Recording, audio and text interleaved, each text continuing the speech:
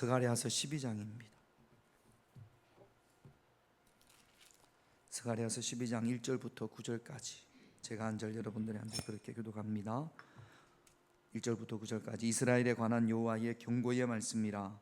여호와 곧 하늘을 펴시며 땅의 터를 세우시며 사람 안에 심령을 지으신 이가 이르시되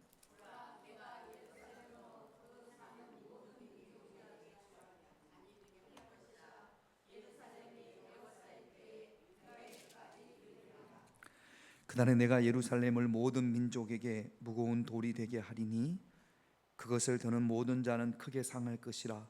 천하 만국이 그것을 치려고 모이리라.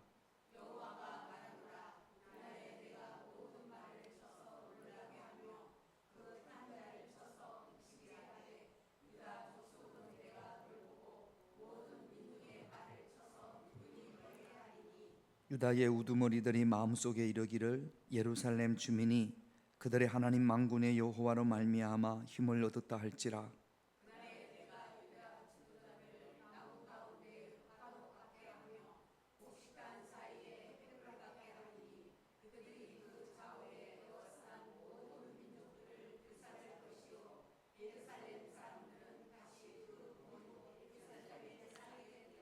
여호와가 먼저 유다 장막을 구원하니니 이는 다윗의 집의 영광과 예루살렘 주민의 영광이 유다보다 더하지 못하게 하려 함이니라.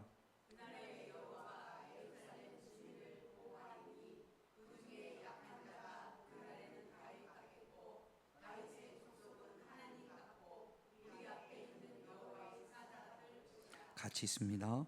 예루살렘을 치노는 이방 나라들을 그날에 내가 멸하기를 힘쓰리라. 아멘. 스가랴서를 하기 전에 요한계시록을 했고, 요한계시록을 하기 전에 역대하 말씀을 봤습니다. 새벽 본문이죠. 새벽 본문 중에 한 날의 본문을 정해서 수요일 날 전합니다. 그러니까 새벽 예배에 뭐 자세히는 아니더라도 매일 차근차근 나가고 그 중에 본문 말씀을 정해서 좀 더 자세하게 그렇게 말씀을 전합니다. 스가랴서의 주제는 성전 건축입니다. 바벨론의 포로로 잡혀갔던 이들이 한 50년 만에 다시 고향 땅으로, 고국으로, 예루살렘으로 돌아왔습니다. 제일 먼저 한 것이 성전 건축이었어요.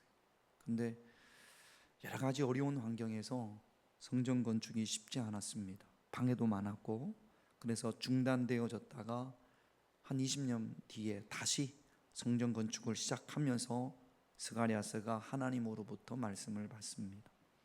성전 건축은 예배의 회복입니다. 그때는 하나님 앞에 번제를 드렸기 때문에 성전이 없으면 하나님 앞에 예배를 드릴 수가 없습니다. 그래서 성전 건축이라는 것은 오늘날로 말하면 예배의 회복입니다. 여러분, 우리의 삶에 예배가 회복될 때 하나님이 함께 하시고, 또 하나님이 함께 하시기에 하나님이 보호하시고 하나님이 축복하십니다. 성전 건축을 통해서 하나님께서 예루살렘에, 이스라엘에 함께 하시겠다고 약속하십니다. 그러면 우리도 마찬가지지요. 지금 우리에게 예배가 회복될 때, 주일 예배뿐만 아니라 우리가 하나님 앞에 드려지는 모든 예배를 통해서 하나님의 생명의 말씀이 우리 안에 들어올 때, 하나님께서 우리의 예배를 기뻐 받으실 때, 그렇게 예배가 생명력이 있을 때, 그럴 때 하나님의 축복이, 하나님의 은혜가, 하나님이 함께 하심이, 하나님의 응답이 저와 여러분들에게 있을 줄로 믿습니다. 예배는 축제라고 해요. 잔치라고 해요. 예배는 늘 기뻐야 합니다. 할렐루야. 기쁘십니까? 표정은 별로 기쁜 표정이 아니. 우리가 역대서 말씀을 볼 때 다윗 때 법궤가 다윗성으로 예루살렘으로 들어올 때 다윗이 너무나 기뻐서, 그래서 법궤 앞에서 어떻게 했습니까? 춤을 췄어요. 하나님 앞에서 춤을 추는 거거든요. 이렇게 그때는 뭐 통으로 된 옷을 입고 있어가지고 막 춤을 추다가 옷이 벗겨졌네. 뭐가 보였어요? 빤스가 보였네. 그러니까 나오지도 않고 다윗 성에서 이렇게 높은 데서 바라보던 다윗의 아내 미리암이 미리암이 아니군요. 미갈이 다윗에게 막 잔소리를 합니다. 경망스럽다고, 창피한 줄도 모른다고. 다윗이 왕이 되기 전에 직업이 뭐였죠? 목동이었습니다. 참 출신이 천하니까 저렇게 경망스럽다고, 아우 창피해, 그랬습니다. 여러분, 하나님 앞에 예배드리면서 막 기뻐서 춤을 추는 하나님께서 누가 옳다고 하십니까? 기뻐하는, 그래서 벗겨져서 빤스가 보이는 다윗과 그 다윗을 손깍지를 하면서 경망스럽다고 이야기하는, 비판하는 미갈, 이 중에 하나님이 기뻐하시는 사람이 누굽니까? 다윗이죠. 할렐루야. 자, 그러면 우리가 예배드리며 찬양할 때에 우리 저기 고윤남 권사님이 갑자기 막 일어나가지고 주의 음성을, 그러면 이거는 잘하는 거예요? 못하는 거예요? 잘하는 거예요? 아니면 미친 거예요? 잘하는 거죠. 여러분들 가운데는 아이고 경망스럽게 저게 뭐 하는 짓이야? 권사가 돼가지고 그렇게 생각할 사람 있을까요? 없을까요? 장로님 어떻게 그렇게 생각하십니까? 안 해요? 정말로 안 해요? 자, 그러면 우리 찬양할 때 우리 김영래 권사님 일어나가지고 막 춤을 추고 그러면 돼요? 안 돼요? 좋은 거예요? 안 되는 거예요? 그렇게 못한다고? 폼이 아니라고? 그러면 저기 은행동에 가서 캬바레 가서 좀 배워야 되나? 폼이 되려면? 저는 뭐 그런 걸 출 줄 모르는데, 다윗이 뭐 춤 배워가지고 쳤겠습니까? 너무 좋아서 막 하다 보니까 그렇게 된 거잖아요. 그러니까 여러분, 우리 한국 사람들이 우리가 뭐 그런 기회가 없는데, 혹시 이렇게 흑인들 모이는 교회 아니면 미국 사람들이 모이는 좀 이렇게 남부 쪽에 그 침례교 쪽에 예배드리는 그 교회 가서 이렇게 예배를 드리면 우리처럼 이렇게 경직되게 예배들을 드리지 않는다고 해요. 일단 다 일어납니다. 다 일어나서 막 주의 이렇게 한다고 해요. 근데 주의 음성을 이렇게 하는 거하고 춤을 추며 하는 거하고 하나님이 어떤 걸 기뻐하실까요? 그렇죠. 근데 여러분들이 찬양하는 건 하나님이 기뻐하십니까? 아니면 마귀가 좋아할까요? 하나님이 기뻐하지? 해요? 찬양. 그러니까 여러분, 경직되게 찬양 드리지 말고 기쁨으로 주의 음성을 내가 더, 어디 저기 북한 공산당들이 모토를 이렇게 저기 왜 가끔 보면 옛날에 우리나라 그 가수들이 북한에 가서 공연을 하잖아요. 그러면 막 우리 아이돌이 가가지고 춤을 추는데 북한 인민들은 어떻게 이렇게 웃으면 잡혀가니까 그렇잖아요. 막 임영웅이가 가가지고 막 그래도 이렇게. 여러분, 우리가 하나님 앞에서 이건 예배 회복이 아니죠. 오늘 수요일 예배 오신 분들은 이번 주일부터는 요 찬양 그대로 할 거예요. 할 때 뭐 창피해서 못 하겠지. 그대 폭풍 속을 걷을 때 누가 한 명이 딱 일어나가지고 막 이렇게 기도하면 다 속으로 미쳤나 봐. 그럴 수 있는데, 근데 누구는 기뻐하세요? 하나님은 기뻐하세요. 김영래 원사님이 그대 폭풍 속을 할 때 일어나가지고 이렇게 하면 집에 가면 장로님이 이제 나는 평화교회 당신하고 못 나가겠다고 막 그럴 수 있죠, 장로님? 막 안 그러겠지만 그러실 수 있어. 근데 누구는 기뻐하세요? 하나님이 기뻐하세요. 손 들고 막 일어나서 찬양하는 김용래 원사님을 칭찬하시겠어요? 아니면 경망스럽게 견사가 돼가지고 그 나이에 그러고 있다고 하는 장로님을 칭찬하시겠어요? 하나님이 누구를 칭찬하시겠어요? 그렇죠. 그러니까 여러분, 우리 사람에게 보이지 말고 하나님이 기뻐하시게. 우리 반주하는 사모님도 막 이제 막 악보 부르려고 막 그러시겠죠. 근데 이것도 좀 이렇게 했으면 좋겠는데 막 이렇게 해가지고 저는 예배가 좀 이렇게 경직되지 않았으면 좋겠는데, 예배가 찬양부터 회복하십시다. 할렐루야.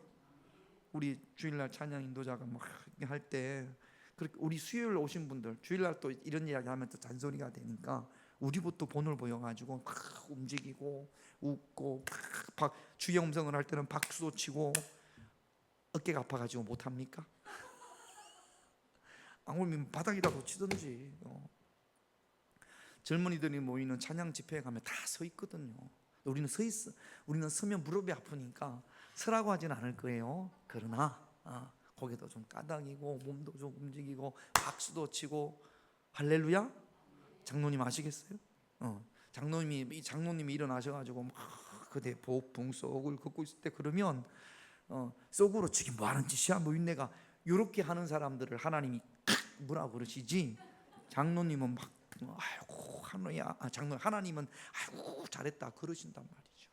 그래서 우리가 예배 시간에 좀 경직되지 말고 기쁨으로 하나님을 찬양할 수 있는, 노래방 가서 분위기 잡는 것보다 교회에서 분위기를 잡을 수 있는, 그래서 하나님이 기뻐하시는 예배를 구별해 드릴 수 있는 저와 여러분들이 되시기를 바랍니다. 1절을 한번 볼게요. 같이 있습니다. 이스라엘에 관한 여호와의 경고의 말씀이라. 여호와 곧 하늘을 펴시며 땅에 틀을 세우시며 사랑하는 심령을 지으시니. 하나님의 경고의 말씀이라는 거죠. 하나님이 어떤 분이냐면 오늘 1절 말씀에 보니까 하늘을 펴시고 땅의 틀을 천지를 창조하시고 또 그 가운데서 우리 안에 심령을 지으셨어요. 영을 지으셨습니다. 이 영은 누구를 알 수 있는 기능이 있냐면 하나님을 알 수 있는 기능이 있는 거예요. 동물들한테는 영이 있을까요? 없을까요? 동물들은 영이 없어요. 혼은 있을 수 있습니다. 이성적인 것. 우리보다 약해서 그렇지 영은 본능적으로, 영의 본능적으로 하나님을 찾게 되어져 있어요. 그래서 아무리 문명이 떨어진 미개한 저기 남미 쪽에 아니면 아프리카의 미개한 종족이라도 종교가 있거든요. 그거는 그 안에 영이 있기 때문에 그렇습니다.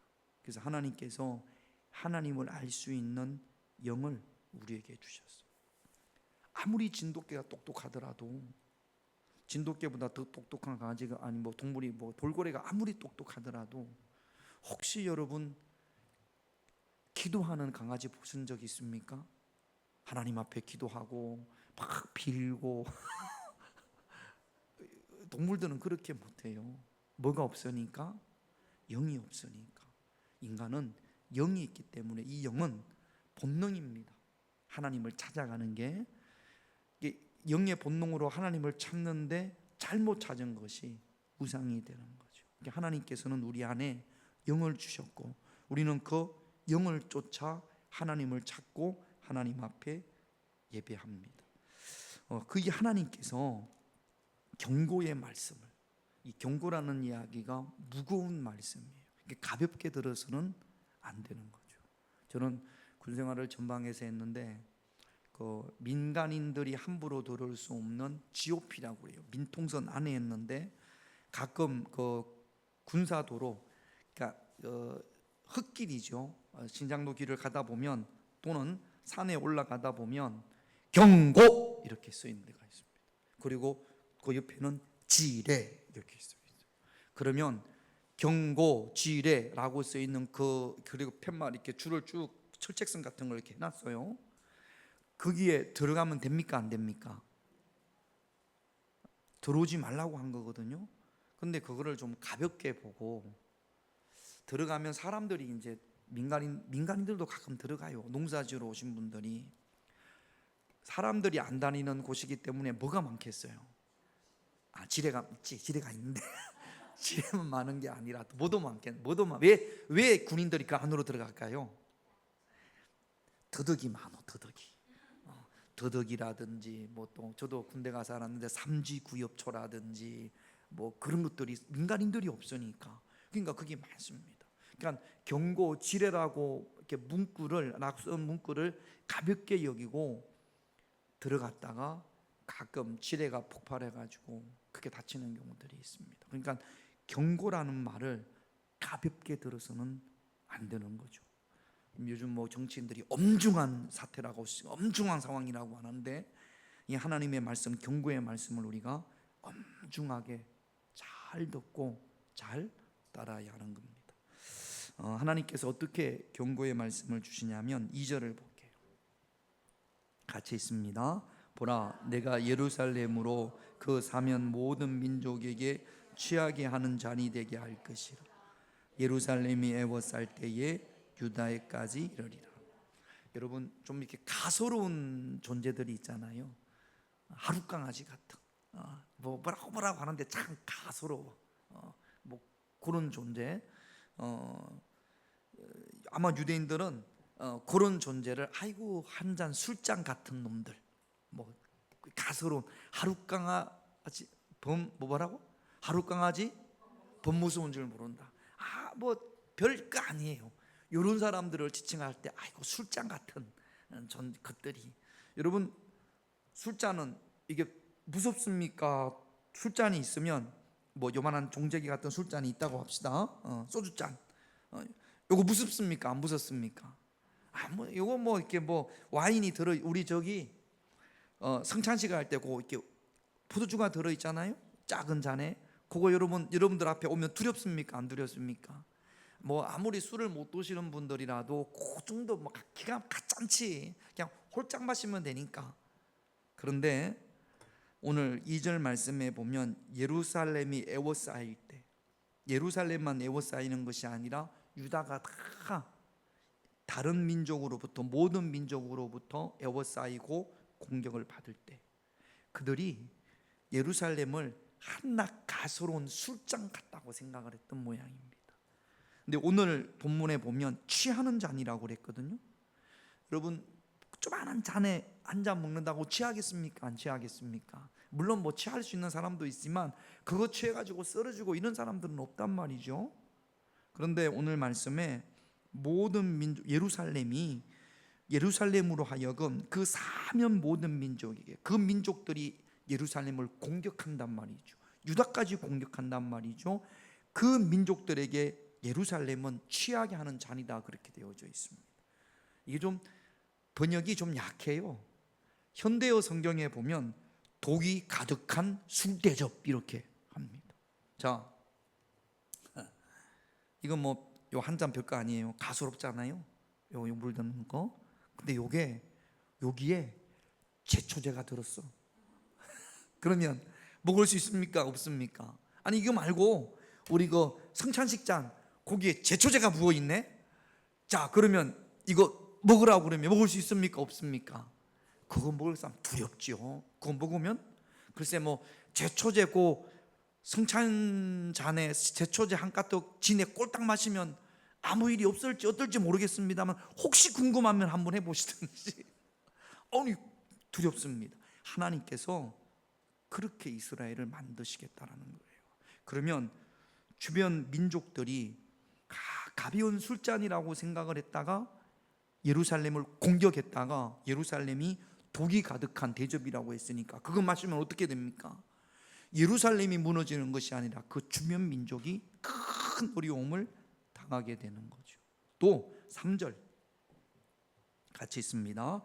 그날에는 내가 예루살렘을 모든 민족에게 무거운 돌이 되게 하리니 그것을 드는 모든 자는 크게 상할 것이라. 천하 만국이 그것을, 예루살렘이 주변 민족에게, 예루살렘을 공격하는 민족에게 조그마한 돌 같습니다. 요거 그냥 치워내면 돼요. 그런데 오늘 하나님께서는 그것이 무거운 돌이 되게 하겠다고, 그걸 들다가 크게 상할 거라고. 그러니까 하나님께서 예루살렘을 그렇게 만들어 주시겠다라는 겁니다. 여러분, 오늘 여기서 스가랴에서 말하는 성전 건축은 예배 회복이라고 말씀을 드렸고, 여기서 말하는 예루살렘은 오늘날로 말하면 교회입니다. 세상 권력이요, 세상이 볼 때는 교회가 작은 한 술 종재기 같아요. 가소롭지요. 또는 조그만 돌 같아요. 특별히 로마가 얼마나 교회를 술 한 잔과 같이 생각했는지 모릅니다. 우리가 사도행전을 봅니다만 바울이 잡혀가고 베드로가 잡혀갔을 때 교회가 할 수 있는 일이 아무것도 없었어요. 그런데 하나님께서 교회를 오늘 이 스가랴서에 표현하는 것처럼 취하는 잔으로 또는 독이 가득한 잔으로 만들어 주셨고 무거운 돌로 만들어 주셔서 세상 사람들이 보는 눈에는 가소로운 그냥 한 잔 마시면 돼버리고 그냥 옆으로 이렇게 굴러내 버리면 될 것 같은 그 교회가, 그 교회를 없애려고 했던 로마가 결국에는 하나님 앞에 무릎을 꿇고 수많은 나라들이 교회 앞에, 하나님 앞에 무릎을 꿇게 되는 겁니다. 그런 은혜를 하나님께서 그렇게 믿는 자들을, 성도들을, 교회를 보호하시고 지켜주시겠다라는 약속을 스가랴서를 통해서, 스가랴를 통해서 우리에게 말씀해 주십니다. 여러분, 우리를 한낱 작은 술잔으로 보는 어둠의 권세, 그냥 치워버리면 되는 돌로 보는 어둠의 권세, 악한 마귀에게 하나님은 우리를 독이 든 술잔으로, 무거운 돌로 만드셔서 결코 그들이 우리를 이길 수 없게 하나님이 우리를 도우심으로 승리하게 하실 줄로 믿습니다. 9절을 볼게요. 같이 있습니다. 예루살렘을 치러 오는 이방 나라들을 그날에 내가 멸하기를 하나님께서 도우십니다. 예루살렘을 치러 오는 이방 나라들, 교회를 공격하는 이방 무리들, 악한 세력들, 믿는 하나님의 자녀들을 공격하는 악한 세력들, 그들을 하나님께서 그날에 멸하기를 힘쓰리라. 그날이 바로 예수님이 우리와 함께 하시는 날. 오늘 새벽에 보니까 죄와 더러움을 씻어지는 샘이 열리리라 그랬거든요. 보혈의 샘이 열릴 그날에 하나님께서 우리를 멸망시키려는, 우리를 패하게 하려는 악한 세력을 하나님께서 물리쳐 주실 줄로 믿습니다. 6절을 볼게요. 그런 이야기예요. 같이 읽습니다. 그날에 내가 유다 지도자들을 나무 가운데 화로 같게 하며 곡식단 사이에 횃불 같게 하리니 그들이 좌우에 애워싼 모든 민족을 불사를 것이요. 나무 가운데 나무가 막 쌓여 있어요. 그런데 그 안에 교회는 뭐와 같다고요? 횃불 같, 다 불태워 버리는 거죠. 또는 곡식단 사이에 횃불과 같습니다. 유다의 지도자들이 나무 가운데 화로 같아서 나무가 울창하게 크게 포위하고 있지만 이 화로에서 불이 나와서 그 나무들을 다 태워버리고 곡식단 사이에 횃불 같게 해서 그 곡식들을 하나님께서 다 태우게 하나님께서 도우시겠다라고 말씀을 하시는 겁니다. 또 4절을 볼게요. 같이 있습니다.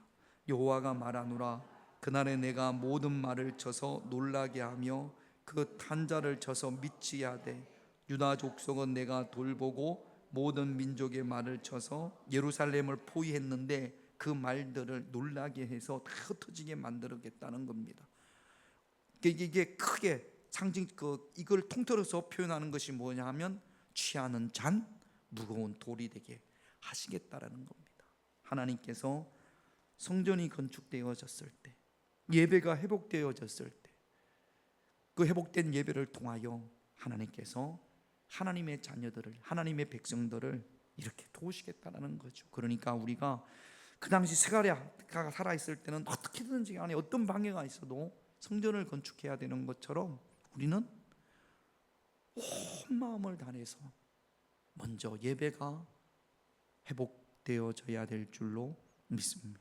이 자리에 앉아 있는 것으로 예배가 회복됐다고 생각하지 마시고 찬양 때부터 기도하면서 말씀을 들으면서 또 그 말씀을 부여잡고 뜨겁게 기도하면서 이런 살아있는 예배, 생명 있는 예배가 우리 가운데 있을 때 하나님의 도우심과 하나님의 능력을 경험하게 되어질 줄로 믿습니다.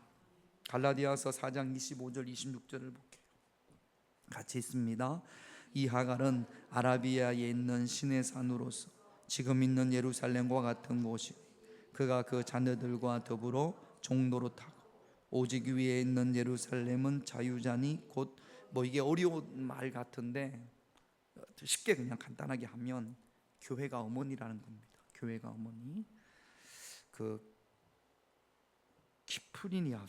키프리아누스 웨슬 우리 감리교회에서 만드는 그 신문이 있어요.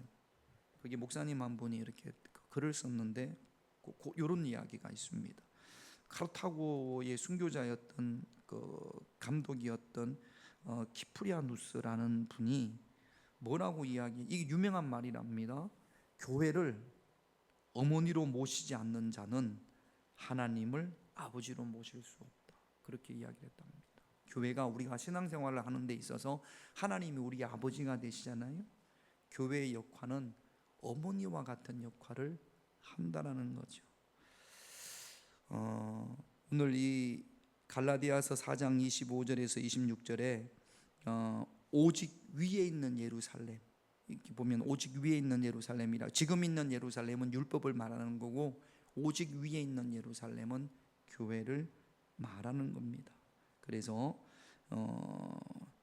이 교회가 우리가 신앙생활에 있어서 건강하게 자르려면 우리 신앙의 어머니와 같은 교회의 도우심과 또 교회의 품 안에, 교회가 예수님의 몸이라고 하잖아요. 그 품 안에, 교회 안에 있어야 될 줄로 믿습니다. 예수님께서 십자가에 피 흘리시면서 세운 것이 교회입니다. 그리고 우리가 다 교회예요. 우리 성도 한 명 한 명이 다 그 교회의 구성원이니까요. 그래서 교회는 계속 사망의 권세와 또는 죄와 싸워서 승리해야 될 줄로 믿습니다. 그래서 교회가 죄의 권세와 사망의 권세와 싸워서 승리한 다음에 오늘 스가랴 말씀 5절을 볼까요? 이렇게 고백을 합니다. 같이 있습니다. 유다의 우두머리들이 마음속에 이르기를 예루살렘 주민이 그들의 하나님 만군의 여호와로 말미암아 힘을 얻었다. 하나님이 도우셨다. 하나님이 힘주심으로 우리가 승리했다. 그렇게 고백하는 겁니다. 여러분,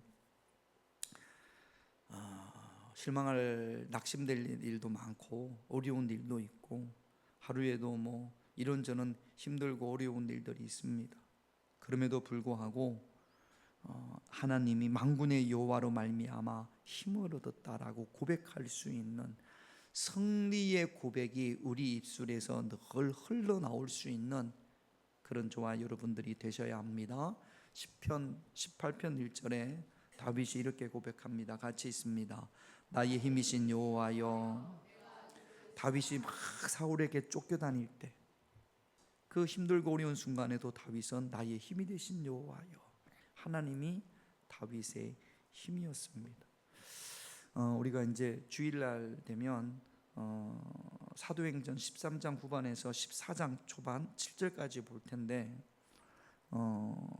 비시디아 안디옥에서 바울과 바나바가 쫓겨납니다. 전도하다가 쫓겨납니다. 자, 금요일도 말씀을 드리겠습니다만 비시디아 안디옥에서 복음을 전했을 때 은혜 받은 사람들이 있었어요. 그 사람들이 다음 주에 한 번 더 와서 말씀을 전해달라고 해서 말씀을 전했더니 바울이 전한 말씀을 싫어하는 사람도 있었습니다. 그래가지고 이 사람들이 막 사람들을 선동해가지고 더 이상 바울이 비시디아 안디옥 회당에서 말씀을 전하지 못하게 쫓아냅니다. 그래가지고 쫓겨납니다. 바울과 바나바가. 자, 물어보십시다. 비시디아 안디옥에 회당에서 바울이 전한 복음을 들었던 사람들 가운데 은혜 받은 사람들이 많았을까요? 아니면 바울이 전하는 복음에 대해서 반대하는 사람들이 많았을까요? 자,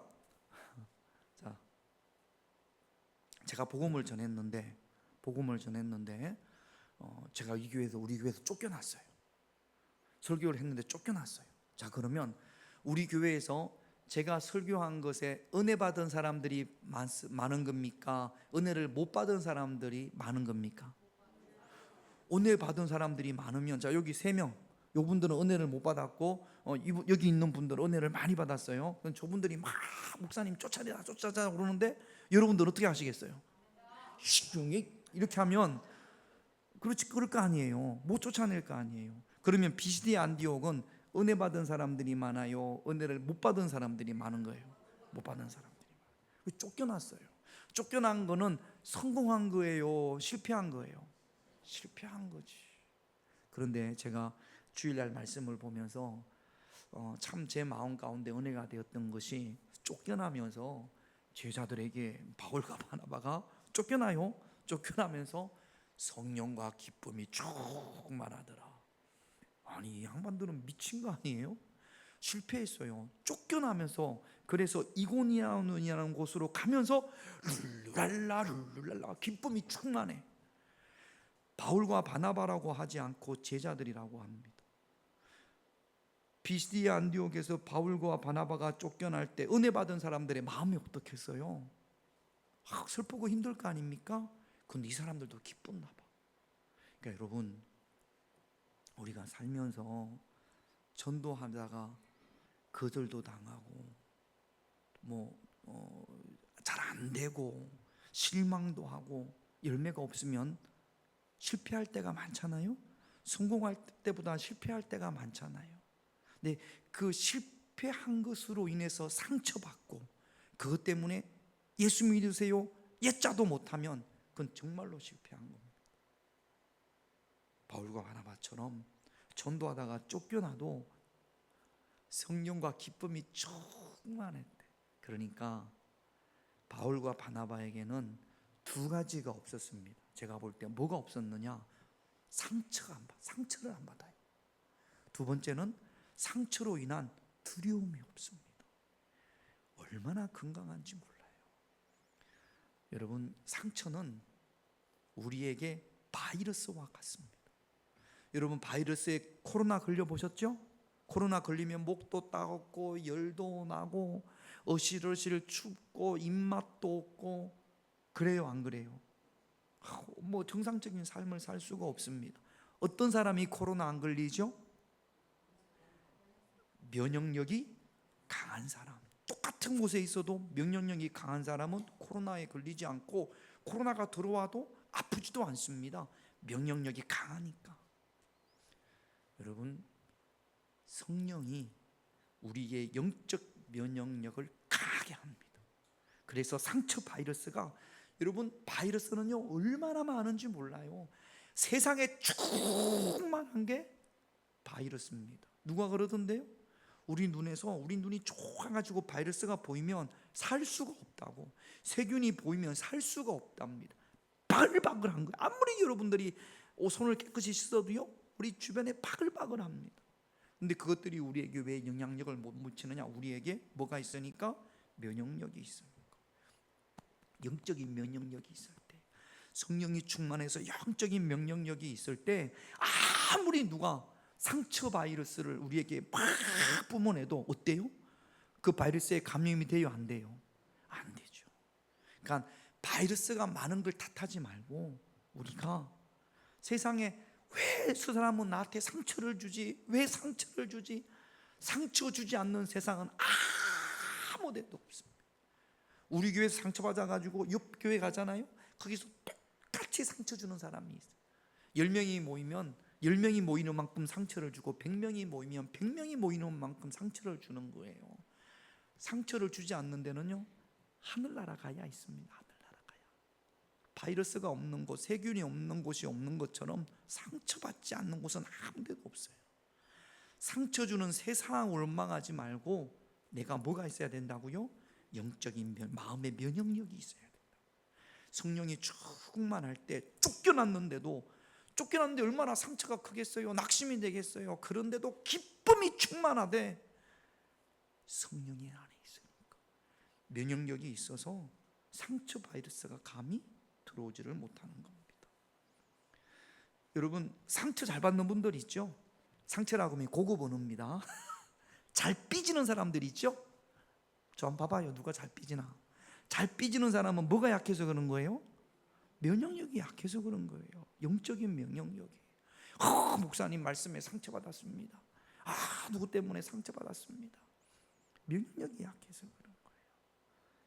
바울과 바나바처럼 성령으로 충만해서 어떤 상처 바이러스가 들어와도 강하게, 감히 나를 감염시키지 못하게 승리할 수 있는 그런 저와 여러분들이 되셔야 될 줄로 믿습니다. 승리의 고백을 할 수 있는 그런 저와 여러분들이 되셔야 합니다. 따라합시다. 삐지지 말자.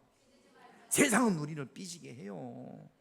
장로님, 김영래 원사님이 삐지게 해요, 안 해요? 수시로 삐지게 하죠. 그러면 이제 장로님은 삐집니까, 안 삐집니까? 삐지는구만. 아니, 삐지게 하면 막 등등 가고 기도해가지고 강해져야지. 삐지면 내가 상처받은 사람은 내가 약한 거예요. 못 어쩌겠습니까? 근데 우리 열심히 기도해가지고 명령력이 보호막이라면서요. 하여튼 할렐루야. 면역력 좋아지는 게 뭐 있습니까? 우리 윤경자 권사님한테 주사만 맞지 말고, 주사 맞으면 뭐 육신의 면역력은 생기겠습니다만 마음의 면역력은 안 생기는 거거든. 기도해서 성령으로 충만해서, 그래서 정말로 강한 사람들이에요. 그런 분들이 있습니다. 정말로 강한 사람들, 대단하신 분들 있거든요. 성령이 충만해서 영적인 면역력이 정말로 강한 분들. 저와 여러분들이 누가 그랬어요? 이번 주 주일날 볼 바울과 바나바가 그랬다고. 제가 보니까 대단해요, 그분들은. 그래서 정말로 대단하잖아요. 저는 예배 시간에, 주일날 예배는 좀 많으면 기분이 좋고, 또 막 많은 분이 빠지면 예배 시간에 낙심될 때가 삐지거든. 예배 시간에 스스로 막 회복을 하려고 하지만, 근데 바울과 바나바는 안 그렇단 말이죠. 우리 그렇게 삽시다. 할렐루야. 금요일날 주일날 다시 한번 이 부분에 대해서 말씀을 드릴게요. 자, 이거 출근합니까? 그래요? 7절을 한번 볼게요. 이거 정말 중요합니다. 이제 우리 오늘 말씀 제목입니다. 7절 같이 있습니다. 여호와가 먼저 유다의 장막을 구원하리니 이는 다윗의 집의 영광과 예루살렘 주민의 영광이 유다보다 더하지 못하게 하려 합니다. 자, 하나님이 구원을 하시는데 다윗의 집도 여기 보면 세 가지가 나오네요. 유다의 장막, 다윗의 집, 그 다음에 예루살렘 주민. 그런데 유다의 장막이 다윗의 집과 예루살렘 주민의 영광이 위에 비해서 못하지 않아요.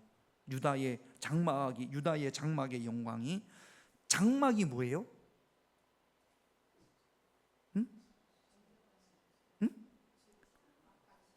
장막. 여러분은 장막에 삽니까? 집에 삽니까?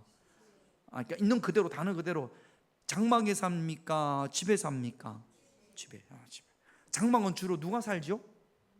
유목민들.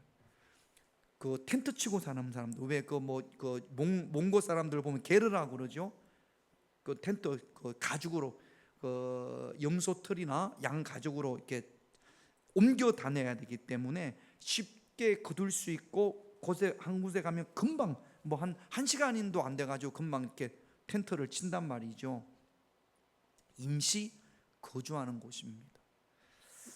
처음에 이집트에 성지순례를 갔을 때 그 가이드가 그런 이야기를 하더라고요. 이집트에서도 이 유목민들, 베두인이라고 그래요. 돌아다니면서 양치는 사람들, 이런 사람들을 정착을 시키려고 아파트를 만들었답니다. 여기에 사십시오. 텐트에 살지 말고 여기서 사시라고. 그리고 아파트를 만들어주고 이제 다 살으라고 하고, 몇 달 뒤에 갔더니 사람은 아파트 밖에서 텐트 치고 자고, 그러면 아파트 안에 누가 있느냐? 낙타가 있더랍니다. 낙타가. 생활이 그렇게 됐으니까. 여러분, 장막이라는 것은 임시 거처예요. 자, 그러면 예루살렘 성, 우리나라도 보면 서울의 사대문 안에 있는 사람과 사대문 밖에 사는 사람들이 있잖아요. 사대문 안에 사는 사람들이 부자예요? 사대면 밖에 사는 사람들이 부자예요? 지금은 밖에 사는 사람들이 부자일 수 있는데, 그러니까 권력이 있고 높은 사람들은 성 안에 삽니까? 성 밖에 삽니까?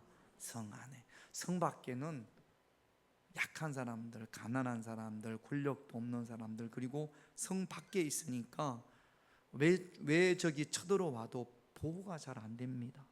그런데 오늘 말씀에 보면 여호와가 성 안에 있는, 유다의 장막은 성 밖에 있는 사람들, 가난한 사람들, 농부들, 목자들, 이런 사람들이 임시 거처로 짓는 집을 장막이라고 하는 거거든요. 그런데 먼저 유다의 장막을 구원하신다고. 여러분, 사람은 누구에 관심이 있냐면 가진 자, 권력을 가진 자, 돈을 많이 가진 자, 이런 사람들에게 관심이 있단 말이죠. 예수님이 이 땅에 태어나셨을 때도 동방에서 온 그 동방 박사가 세상을 구원하실 왕이 어디에서 태어날 줄 알았어요? 궁궐에서 태어날 줄 알았어요. 그래서 어디로 갔습니까? 헤롯의 궁궐로 찾아갔다. 그런데 실제로 예수님은 어디에서 태어나셨어요? 베들레헴의 마구간 아니랍니다. 말이 없고 양우리, 마구간이 아니래요. 말은 로마 군인들이 키웠지, 일반 유대인들은, 양치기들은 말을 안 키운 거죠. 양우리, 말구유가 아니고 양구유라고 해야 되나? 우리가 잘못 알고 있다라는 겁니다. 그 가난한 곳에 태어나셨단 말이죠. 그러니까 하나님의 마음은, 하나님의 눈은, 자, 자녀들이 10명이 있어요. 10명. 여러분들한테 자녀들이, 아들이 10명 있습니다. 그런데 9명은 공부도 잘하고 건강하고 잘 살아. 근데 한 명이 몸이 약하고 공부도 잘 못하고 피실피실 그래요. 그러면 부모인 마음은 9명이 자랑스럽고 그렇겠지만, 이 정상적인 부모의 마음은, 관심은 늘 누구에게 있어요? 약한 에게. 우리가 뭐라고 그럽니까? 10손가락 중에 그 약한 손가락을 아픈 손가락이라고 그러잖아요. 늘 아픈 손가락에 관심이 있어요, 없어요? 여기 아프면 뭘 만질 때도 조심하잖아요. 그래요, 안 그래요? 그러니까 하나님의 마음은 부자에게 있어요, 가난한 이들에게 있어요? 가난한 이들에게 있어요. 하나님의 마음은 권력자에게 있어요, 연약한 자들에게 있어요? 연약한 자들에게 있어요. 그래서 예수님도 부자가 헌금하는 것보다 가난한 과부의 헌금을 예수님께서 칭찬했단 말이죠. 하나님의 마음은 낮은 곳에 있단 말이죠. 사람들은 다윗의 집과 예루살렘 주민의 영광을 보지만 하나님은 연약한 자들에게 관심이 있습니다. 하나님의 마음은 낮고 연약한 자에게 있다면 우리의 마음과 눈은 어디에 있어야 합니까? 하나님을 닮아서 낮고 연약한 곳에 우리의 마음과 우리의 눈이 있어야 될 줄로 믿습니다. 여러분, 하나님의 마음이, 하나님의 눈이, 교회가 큰 교회 몇천 명 모이는, 물론 거기도 구원을 하세요. 여기 다윗의 집과 예루살렘 주민도 구원한다고 그랬습니다. 그런데 하나님의 눈과, 먼저 하나님은 유다의 장막에 있단 말이죠. 하나님의 눈과 하나님의 마음이 아주 멋있게 지은 고급화된 교회와 수천 명이 모이는 그곳에 있기보다는 연약하고 부족하고, 우리 건물 밖에서 보면, 우리 교회 건물 밖에서 보면 사람들이 뭐라고 그런다고요? 창고 같다고. 창고 아닙니까? 노랑 창고. 지하에, 냄새나는 지하에. 하나님의 눈이, 하나님의 마음이 어디에 있을까요? 여기에 있는 줄로 믿습니다. 할렐루야. 그러니까 우리가 어디서 기도할 때, 이건 이제 우리가 스스로 위로하는 거죠. 하나님의 마음과 하나님의 눈이 여기에 있다면, 그렇다면 우리가 큰 교회 가서 기도할 때 응답이 빠르겠어요? 개코도 하나님의 눈도 하나님의 마음도 없는 그곳에 가서 기도하면 응답이 빠르겠어요? 하나님의 마음과 하나님의 눈이 머무는 이곳에서 기도할 때 하나님의 응답이 더 빠르겠습니까? 이곳에서 기도할 때, 하나님의 마음과 하나님의 눈이 있는 이곳에서 기도할 때, 아마 여러분 천국에 가면 글쎄 뭐 예수님이 물어보실지 모르겠어요. 어느 교회에서 봉사하고 어느 교회에서 섬겼냐고 물어보면 자꾸 연약한 평화교회에서 뭐 시설도 없고 좋은 것도 없고 뭐 냄새도 나고 그런 곳에서 제가 하나님을 섬겼고 주님을 섬겼습니다 라고 하는 거와 아주 큰 교회에서 시설 좋은 교회에서 편안한 교회에서 성가대도 멋있는 교회에서 거기서 즐기면서 신앙생활했습니다 라고 할 때 하나님이 낮고 연약한 자, 예수님이 그런 삶을 사셨거든요. 아마 우리 교회에서 섬기면서 우리 교회에서 헌신하면서 우리 교회뿐만 아니라 작은 교회에서 헌신하고 섬긴 분들한테 하나님이 훨씬 더 우리 예수님이 칭찬하지 않을까 생각을 합니다. 그러니까 여러분 자부심을 가지세요. 우리 교회는 어떤 교회다? 하나님의 마음과 하나님의 눈이 머무는 교회가 우리 교회입니다. 할렐루야? 아니에요? 그래요. 그러니까 여러분 누가 뭐라고 그래도 우리는 다니는 교회가 어떤 곳입니까? 우리는 하나님의 마음과 하나님의 눈이 머무는 교회입니다. 고백할 수 있는, 동등하게 고백할 수 있는 우리 교회는요 하나님의 마음과 하나님의 눈이 머무는 곳이기 때문에 기도하려고 하다 벌써 응답이 됩니다. 할렐루야. 자부심을 가지시기를. 여러분 저도 큰 교회에 있어 봤잖아요. 부목으로 있었던 사역했던 교회보다 전도사로 사역했던 교회가 훨씬 더 커요. 우리보다 훨씬 더 나이롱 신앙인들, 정말로 하늘에 가면 상급이 없을, 그냥 이렇게 누리기만 하는 그런 분들이 얼마나 많은지 모릅니다. 이 땅에서는 그것이 좋아 보이기도 하고 뭐 또 부러워 보일 수도 있어요. 그러나 하나님의 마음과 하나님의 눈은, 예수님의 눈은, 예수님은 가난한 가부의 헌금을 칭찬하셨습니다. 여러분들이 이곳에서 헌신하고 섬길 때 결코 여러분들의 헌신과 섬김을 하나님께서 외면하지 않으실 겁니다. 하나님께서 여러분들에게 귀한 상급을 허락해 주실 줄로 믿습니다. 우리가 그런 교회가 되기를 늘 기도하고 또 하나님 앞에 간구하고 이곳에서의 섬김을 기쁨으로 여길 수 있는 그런 저와 여러분들이 되시기를 주님의 이름으로 축원드립니다. 따라합시다. 그 교회 사람들은 늘 웃어. 뭐 김종원 성도가 알고 말했는지 모르는지 모르겠습니다만 우리 교회는 좀 기쁨이 있는 그런 교회가, 장로님 진지하지 말고, 어떤 때는 보면 장로님 막 교회 오다가 막 대판 싸움 부면서 그런 막 그렇게 쓸 때가 있거든. 하나님이 기뻐하지. 진지하게 예배 드리려고 하는 거죠. 은혜 받으려고 하다 보니까. 근데 하나님은 그렇게 썩 좋아하시지 않는 것 같아요. 웃어야 됩니다. 할렐루야. 다윗처럼 춤을 추면서, 그런 찬양이 있어요. 다윗처럼 춤을 추면. 제가 어떤 시편을 갔더니 저도 적응이 안 되더라고. 거기는 막 애들이, 젊은 애들인데요, 이것들이 막 테이블 위에 올라가 가지고 막 춤을 추다가 신발이 저쪽으로 가고, 애들이 막 너무 좋으니까 저도 그거는 적응이 안 되더라고요. 그런데 하나님이 보실 때는 기뻐하는 거죠. 우리는 무릎이 아파서 그렇게는 못하더라도 허리가 아파가지고 그렇게는 못하더라도 예배 시간에 막 주의 음성을 그래가지고 여기 여러분 앉아있는 장판이 막 빨리 달아 없어지게 그래가지고 막 할렐루야. 한번 해봐요. 지금부터 우리 수요 예배니까 한번 3초 동안 시작. 장로님 집에 가서 그걸 보고 연습 좀 해요. 다 이상하네, 안 해봐가지고. 오늘 집에 가서 거울 보고 주의 음성을, 아니 옛날에 그 좀 그런데 안 다녀봤나?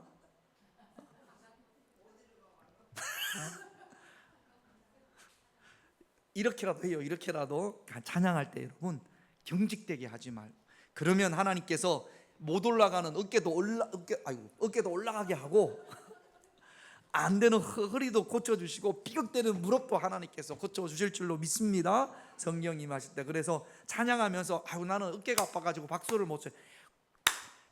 고치기 위해서 내가 하나님께 찬양한다, 박수친다 생각하시고 빠른 곡이 나올 때는 주의 음성을 박수 치고, 그 다음에 또 느리게 고백하는 찬양은 손도 들고 창피하지 말고 그렇게 하십시다. 그런 여러분들을 보고 뭐라고 그러는 사람은 누구예요? 미갈 같은 존재, 미갈 같은 존재. 하나님께서 결코 기뻐하시는 미갈 되지 말고 다윗 되십시다. 할렐루야. 김용래 권사님 막 이렇게 찬양했는데 집에 가서 혼났다. 바로 저한테 말씀하세요. 바로 우리 장로님이 나한테 혼내더라. 그러면 내가 장로님 미갈 같다고 혼냈다니까 바로 저한테 말씀하셔. 그렇게 우리 예배 드리십시다. 우리 찬양 인도자도 이제 새로 됐으니까 우리 찬양 인도자가 더 힘을 얻게 막 그렇게 찬양하고 기도 그렇게 예배를 드리십시다. 할렐루야. 할렐루야. 그렇게 안 하기만 해봐 이제. 자, 기도 제목 보겠습니다. 여러분 언제 막 춤추게 돼요? 노래 부르고 갈 때 언제 춤추게? 한경희 원사님 주로 언제 춤춥니까? 그래, 찬양 말고 솔직하게 한잔 했을 때 막 춤추고 막 이러잖아요. 한잔 했을 때 우리는 취해야 됩니다. 우리 취해야 돼요. 어디에 취해야 돼요? 성령 충만과 술에 취하다의 그 충만 취함이 같은 단어예요.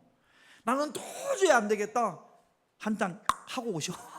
그래가지고 주일날 막 춤추게. 할렐루야. 성령에 취해서 우리 이번 주부터 좀 쉽지 않을 걸. 그래서 자꾸 그렇게 하면 우리가 경직되게 하지 말고 그렇게 할 때 하나님께서 우리의 몸도, 연약한 몸도 치유해 주시고 마음도 치유해 주시고. 그래서 주일날 예배에 오면 막 깔깔깔깔 그리고 웃다가 돌아갈 수 있게. 제가 그걸 잘 못해가지고 막 설교를 하면서 깔깔깔 웃기도 하고 그래야 되는데 막 웃고 때로는 눈물도 뚝 떨어지고 그럴 때 우리의 마음이 후련해지는 거거든. 여러분 그렇게 기도해 주시기를 여러분들이 먼저 그렇게 하셔야 됩니다. 기도 제목 보겠습니다. 1번 같이 있습니다. 나를 공격하는 어둠의 권세 앞에서 취하는 장과 무거운 돌이 되므로 승리하게 하고. 하나님이 이렇게 만들어 주실 줄로 믿습니다. 2번 같이 있습니다. 내 입에서 항상 승리의 고백이 낙심되고 좌절된 말이 나오더라도 얼른 뜯어 고쳐서 승리의 고백이 흘러나올 수 있는 그런 입이 되시기를, 그런 입이 되시기를 하나님의 도우심이 있어야겠죠. 오늘 이 밤에 기도하십시다. 3번 같이 있습니다. 주님의 눈과 마음이 있는 곳에 내 눈과 마음, 이곳에 주님의 눈과 마음이 있습니다. 이곳에서 예배하고 이곳에서 기도하고 이곳에서 헌신하고 이곳에서 섬길 때 그 기도와 성김과 헌신을 하나님께서 기뻐 받으십니다. 이 세 가지 기도 제목 가지고 할 수 있다 하신 이는 찬양하고 우리 주여 한번 외치고 다 같이 통성으로 기도합니다.